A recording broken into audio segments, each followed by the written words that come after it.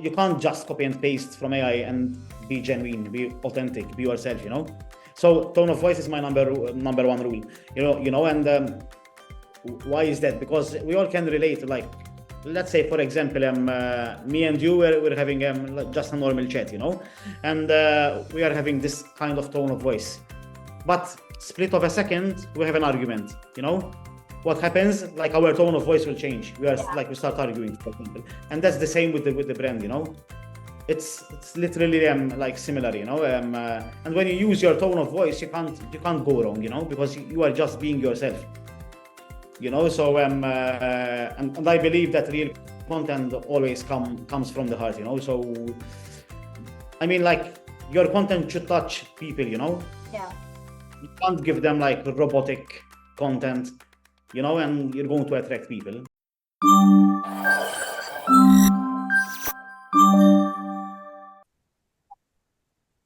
So hi guys, this is Eamon and I'm back with another episode of Mindful Marketing. And today we have the amazing Norbert with us, who helps business leaders create powerful personal brands on LinkedIn. And so today we have a very interesting topic to talk about, that is how can entrepreneurs build their personal brand without trying too hard to sell. So all over to you, Norbert. Can you tell me that what is the biggest misconception that people have about personal brands in 2025 especially? So I feel like that the biggest misconception is that most people think that branding is just about looking good on social media. In this case, on LinkedIn, but also like having the perfect written post or having like the most beautiful visuals. But it's not just about that, It's really about being yourself, being real, and building trust, I mean, perfection doesn't exist. It's not about being perfect. It's about being honest and showing up as yourself. Just being yourself and authentic. I mean, perfection doesn't exist. So I think that's the biggest misconception. That's right. So how do you think that a personal brand should be on LinkedIn? So actually, there are like many different types of brands. All brands are the same, but we all have like a different goal. So to answer your second question, it's like to have like a powerful brand, not just today, but it's every day. It's when it's a unique brand. As I mentioned earlier, all brands are the same. Yeah. But you have to have a unique brand, not like a photocopy of another brand. Like we can see many profiles on LinkedIn, many individuals, many brands, like photocopying another brand, Yeah. and it doesn't work. Yeah. I believe that every person and every brand is unique because we all have like different stories, different goals, and also like a different journey. So I think being yourself is, in my opinion, is the way to go. Just be clear, be helpful, and the most important thing is like to show what you do, who you do you help, and how you do it, because that's what a brand stands for. I mean, and you have to show that and how you help others see your value. It's that's the most important thing. It's like the what, the who, and the how. Nice. So a lot of people, they don't know how to actually sell themselves on LinkedIn, and the first few posts they start, trying to sell their services and all. So what do you think about that? What approach should be when you start off on LinkedIn initially? I am how I if I have to start again Yeah. as day one from today, as I said earlier, you have to be yourself. That's the one of the most important things, But I wouldn't launch any brand without having a good plan and a good strategy, So if I like my biggest suggestion to beginners, I would just focus on a good strategy, on a good plan, and as I mentioned in the second question, who you're going to help, the what, and the how about your brand. It's after all that's your brand identity, Yeah. So and I wouldn't just look for too much in the beginning, because I can see many people on LinkedIn, that they are making a good plan and a good strategy, but they are posting like from Monday to Sunday, for example, So they quickly burn out in the first like few weeks, few months. I've been posting on LinkedIn for 7 months, and I started posting just 3 days a week, which like the most important thing about my strategy is to remain consistent. Consistency beats frequency and quality beats always quantity. So it's better to have like three posts, Yeah. and it's not just random posting. It has to be with some good strategy. If you are posting like top of the funnel, middle of the funnel, and bottom of the funnel, it's not like just randomly posting like on Facebook, on Instagram, Yeah. on TikTok. You need a good strategy. That's So nice. that's my answer. That's nice. So you talked about the what and the how. Finding your what and how. So how do you actually find the what and how? For example, if I want to start on LinkedIn from scratch, how do I find out my what and how? So to answer your question, I'm going to take my brand for example. Okay, so if you ask me who do you help, I will answer you that I help founders and the business leaders. If you ask me what I do, I'm actually saying like all the stuff I have in my banner, for Yeah. example. So if you ask me who I help, I help business leaders and founders. If you ask me what I do, I would say like LinkedIn management, ghostwriting, and personal branding. And how I do it, I have like for example, like social proof, Yeah. that I went from zero to number one in Malta as a LinkedIn creator, and also the top 1% worldwide. That's a social proof. But that's not enough. So when I'm posting like during the week, especially not much on Sundays, for example, I'm showing how I reached from zero to 8K followers, for example, in 6 months. That's my answer. So how That's do that's the most founders? important thing, Yeah. especially on sorry, to interrupt. Even like when you are like setting your headline on LinkedIn, Yeah. like your headline, it has to be those three words, the what, the why, and the how. So you have to just manage like to insert everything in just a few words, like 6 to 8 to 9 words, and then you have the banner as like the shop sign. Yeah. So how do you actually find your niche on LinkedIn? Because a lot of people they're just posting about random stuff, anything. But how do you actually find out your niche? Actually, there are too many niches. Yeah. I can post on different niches when it comes to LinkedIn. But the thing is, you have to find your niche. You Yeah. have to like for example, if I design like logos, for example, like my niche is going to be like those people who are looking like for designing stuff. If I'm a website designer or a website creator, I'm going to look for my niche, for those who are looking to like to build a website, those who are also like just still students, for example, like doing exams, doing their masters, for example. So it's not easy to find the right niche at first, but once you find your niche, that will be the biggest benefit for any brand, because let's say for example myself, I'm a full-time traveler, and I love to travel, so if you ask me the like my favorite subject, who I speak like every day about the subject, it will be travels, and but I don't post much on travels, because my niche, like I can't like mix up like Yeah. two niches at one go, so like I'm based more on marketing, so that's why I'm just focused on branding, like ghostwriting and LinkedIn management, copywriting, that kind of stuff, but I can't like, for example, just wake up tomorrow and start posting about web designing and Yeah. graphic designing, it's not my niche, Yeah. so you have to just ask yourself what you are capable of, what you are capable of like doing, so and that will be on your niche, That's nice. So when founders actually approach you, so how do you make sure that they're reflected on their LinkedIn profile rather than trying to, sell or be gimmicky? Yes, I take different approaches for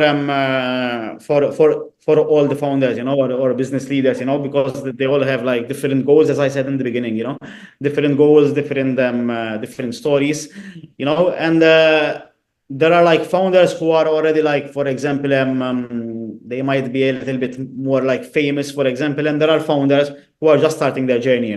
Yeah. So like the first question I would ask him, it's like, as I said earlier, with with the what, and with the how, I really want to know like the bigger picture, where they want to end up, how they want to get from point A to point B, so first things first, it will be like creating a good strategy. After the strategy, as I said, I would always like suggest to any founder and business leaders, like to have a good plan, because they might have like a good brand already. They might not targeting the right niche, for example, Yeah. so like to have a good performance, and I also let everyone knows, it's not just about like founders and to any individual, you're not going to see a success overnight, so you can't expect, like, for example, that in 1 week you're going to be from 0 to 10K, for example, so everything take its process, so Yeah. So, what do you think, in your opinion, makes content feel genuine? Because there's a lot of AI being used on LinkedIn right now. So, how do you make sure that your content is actually very genuine and authentic? So that's the most important. In my opinion, I'm going to jump on tone of voice straight ahead. Because tone of voice is my number one rule. Yeah. Because that's what makes a good brand that's authentic. And I mean, you can't use AI, for example, because like I've seen too many times. It's too many people. Using AI, all right, it's AI. I love AI, I'm a big fan of AI. I use AI every day, but you can't just copy and paste from AI and be genuine, be authentic, be yourself, So tone of voice is my number one rule, and why is that? Because we all can relate. Like, let's say, for example, me and you, we're having like, just a normal chat, and we are having this kind of tone of voice. But split of a second, we have an argument. What happens? Like, our tone of voice will change. Yeah. We start arguing, for example, and that's the same with the brand. It's literally like similar. And when you use your tone of voice, you can't go wrong. Because you are just being yourself. So and I believe that real content always comes from the heart. So I mean, like, your content should touch people. Yeah.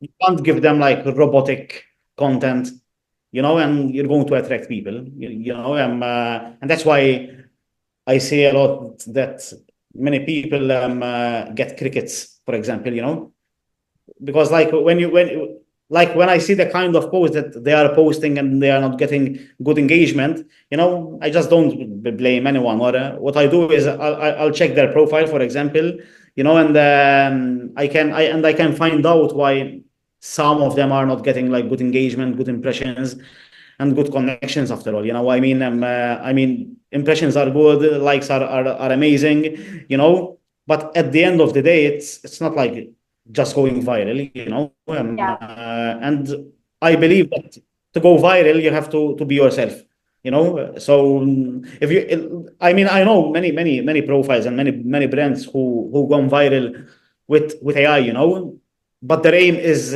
artificial intelligence, Like, if their profile is based on AI and they are showing what AI is capable of, I can understand that, But when you have a brand, you have to be yourself. You have to share your story. You can't just copy and paste my story and share it as yourself. That's not being yourself, and that's not being. I mean, I can also bring up another thing with one of my favorite brands, actually, which is Red Bull. Everyone heard of Red Bull. They are so like genuine, and like, the thing about Red Bull. they never advertise their drink. You know, if you check their Instagram page, they never advertise a can of Red Bull. What do they do? What they do is they do like all the marketing through adrenaline events. People like skydiving, like hypercars and the kind of stuff. And that's their brand. That's something unique. You know. So yes, I really believe it's not just on LinkedIn. I have other social media platforms such as like Facebook, Instagram, TikTok. Also, I have my also my blog. I really believe just in being yourself, in showing your personality, and nothing beats that. 100%, nothing beats that. That's an amazing answer. So, what branding mistakes do you see on LinkedIn that people are making, and you think that we all should avoid them? I believe that that's one of the worst things Yeah, we can see on a daily basis, but there are other mistakes, because I also like I do share of like for example so many tips, and many people are always like I'm saving your post, I'm doing this, I'm doing yeah, that, I'm going to apply this framework, but then I see the next post, and they don't even just at least try to fix their mistakes, So one of the biggest mistakes is like as we said, sharing just random content, sharing random content. It's like I just opened just a new account and I'm just posting for fun, yeah, But especially if you are on LinkedIn, like you are not like Facebook and Instagram, because like nowadays, everyone has Instagram, everyone has like Facebook. Like Facebook, even retired people, But if you are on LinkedIn, you are on LinkedIn for a reason. You are looking for a job, you are looking for leads, you are building a brand, and that's the difference between one social media and platform and another social media platform, So one of the biggest mistakes that just random posting and random writing, like for example, I uploaded so many tips about what I'm going to say, you have to the 3 second rule, you have to grab attention at the first 3 seconds, which is the hook, and I can still see many people, many founders, entrepreneurs, and individuals, ignoring hooks, or they still underrate the power of a hook, but at the same time you cannot have a good hook without having a good story, you know so you need a good hook, and you need a good framework, like for example, let me mention like three frameworks, like the PAS framework, the IDA framework, and the BAB framework, the BA framework, or the SLAY framework, not every post fits every framework, and not every framework fits every post, so in my opinion, I will start with a hook. I have a story in mind, like an inspiration. I start with a good framework. I know this framework will fit this post. After that, I would jump straight on the formatting the post. Like many people, 80%, I think, of any social media platform nowadays use social media on mobile phones. We don't really use like I use social media during work just on my laptop, but the rest of the day, I use it from my phone. So you need like many people underrate formatting as well. So I would format the post like with arrows, with mobile formatting as well. But then, like, you cannot have a good hook, a good story without a power ending. yeah, You know, I see this mistake a lot. You need a power ending for so many reasons. If you're going to include a CTE, like a call to engage, or a CTA, call to action, you need to guide the reader, like your audience, your niche, on what to do next with every post. If you are posting like bottom of the funnel, imagine like you have this perfect post, like you're sharing like a client testimonial, a client case story, and you are posting like bottom of the funnel without doing like the best CTA. How you're going to convert them, that reader, into a lead, and turn that lead into a client. So I think at least you have to have a bit of everything. I'm not saying, like, as I said, perfection doesn't exist and yeah. will never exist. So no one will nail that word. No one is perfect, and no one is going to be a perfection. But at least having a bit of everything, it's a must, definitely. Starting good, ending good. Like Yeah, start with power, end with power. that's nice. So how do you actually help your clients be unique on LinkedIn? So as I said, how I help my clients to be unique on LinkedIn. That's the most beautiful part, As I said, because we all have different stories and Yes. different goals. Like we might get the same client, like the same founder, but founder A is a founder of an AI tool, and the other founder is SaaS software, for example. Like they are two different founders. But the way I help my clients, and as I said, I really believe in anything in life. It's not just on LinkedIn. It's not just on what I do with work. I really believe in a good strategy and a good plan. When I studied marketing, I just got this epic framework in my head, and I never just took it out. Like the epic journey is the existence of your brand, the purpose of your brand, the identity of your brand, and also the connection of your brand. Like existing, why do you exist? The purpose. What is the purpose of your brand? What makes it special from any other similar brand? And the identity, because many people think that identity is just like the color of your brand. It's not just about that. It's the tone of voice, it's the colors of your brand, like a good color palette that matches your brand. Also, like the fonts of your brand. Yeah. You're not going to have like a brand with so many colors, different fonts. You know what I mean? Yeah. So, and then the connection, how you're going to connect with your audience, how you're going to connect with your customers, clients. So I really dive deep into any client I work with. So That's amazing. So, how do you actually make your clients engage on LinkedIn? Because we know that one major important part of LinkedIn is engagement, commenting on others' creators, posts. So, how do you make sure that your clients are doing that as well? yes,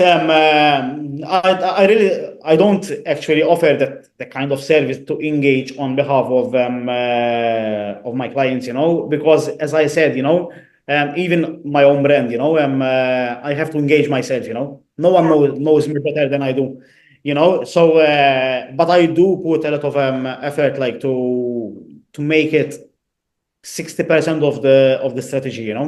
Engaging is one of the most important parts, I think, Yeah. on any social media. I really hate it's not just on LinkedIn. I really hate like leaving a comment, for example. It doesn't matter where, if it's LinkedIn, Instagram, Facebook, but especially on LinkedIn, leaving a comment without getting a reply. Yeah.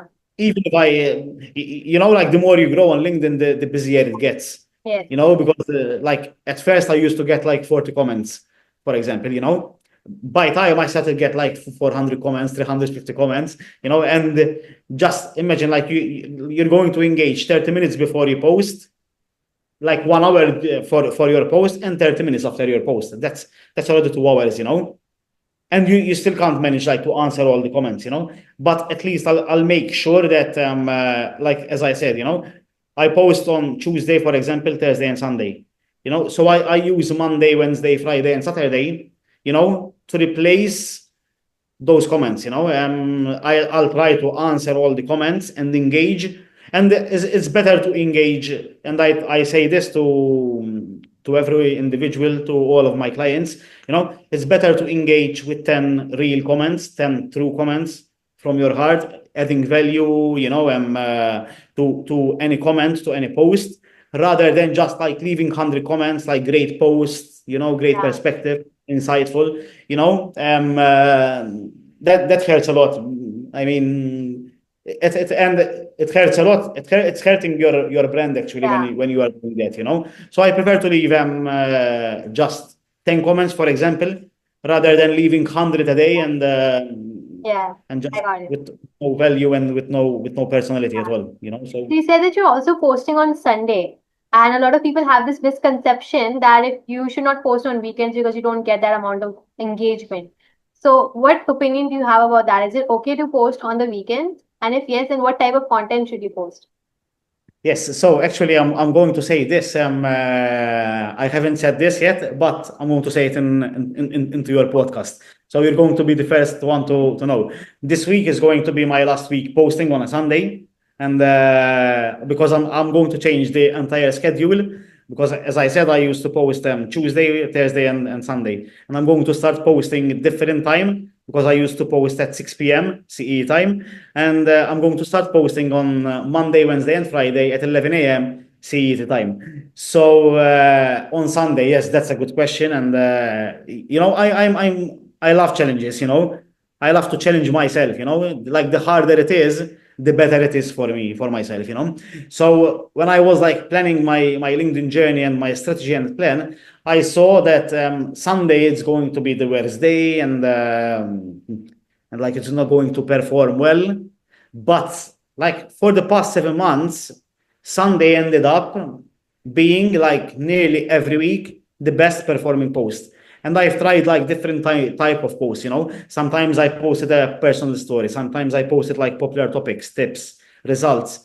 And Sunday ended up just like most of the time to be the best day from Tuesday, Thursday, and Sunday. So I read that because like many asked for Sunday and Sunday in particular, because like many people told me on Sunday, it's like the last day of the weekend, and Yeah, like what I saw in Sunday, which is the most beautiful part about Sunday, that like many people are going out like on Friday and Saturday. On yeah, Sunday evening, for example, many people are preparing at home, just getting ready for Monday for work. Many people are like cooking at home, like for the entire week or for the next 3 days. So I highly recommend people to experiment with anything, with different times. I'm not online while you're online. And that's why there's a benefit which is reposting. That's why I post at 6 and then I repost 4 to 5 hours later, so I can reach those who weren't online at the same time. Like we're not online at the same time. So, like my aim for this change, for this move this week, I'll be posting them this week, last on Tuesday, Thursday, and Sunday, and next week I'll start from Monday. But why I wanted to experiment and like I haven't tried these days, Monday, Wednesday, and Friday. But the good thing about it is that I'm going to target the same niche, but different people. Because I've been like posting 7 months at 6 p.m. Now I'm going to be different days, different time. So I'm going to reach those who I didn't reach in the past 7 months, in the coming weeks and the coming months. So that's nice. That's amazing. So this brings us at the end of the podcast. So at the end, Norbert, would you like to give any message out to all the people who are following, especially those who want to actually start on LinkedIn? So, as they say, many people say this. I know it's getting boring sometimes saying this, but the time to start is now. It's not yesterday. It's not tomorrow. The time is now. I love to say this, like when I'm speaking about refugees. I say this like we only live once. What you can do today, don't leave it for tomorrow. I mean, like no one can see tomorrow. Yesterday is gone. No one can see tomorrow, and what you can see is the right moment, is the right second. So just don't over. I'm an overthinker myself, but don't overthink every post, every visual. Just make a good plan. Make like start with even with a small strategy, and along the way you're going to get to like to the finish line of your destination. I look at myself. I started my LinkedIn journey back in on the 16th of October. It hasn't been like I think 7 months now. In 7 months I thought that I really need like big following just to get clients, to get other opportunities. Like after 4 months I signed my first brand partnership. Even I couldn't believe it. And I could sign that after two months, because after 2 months, many people approached me, like many tools approached me. So take this as an example. I started from zero. I started actually when it wasn't the best time of my life. I went through some struggles, but I found literally my foot on LinkedIn. And after just 2 months, I signed like two partnerships. I'm signing my third partnership this week. So just don't care what others says. Just do it your own way. Be yourself. Be you, like, use your personality as your superpower, and you're good to go. We all have a good story to share. We all have like a different story, a good story, and that's the unique part of every individual on LinkedIn and any social media platform. Thank you. Thank you so much, Norbert. It was wonderful having you. Hope you enjoyed as well. Thank you, and yes, I enjoyed every second of it, and Thank can't wait to see it.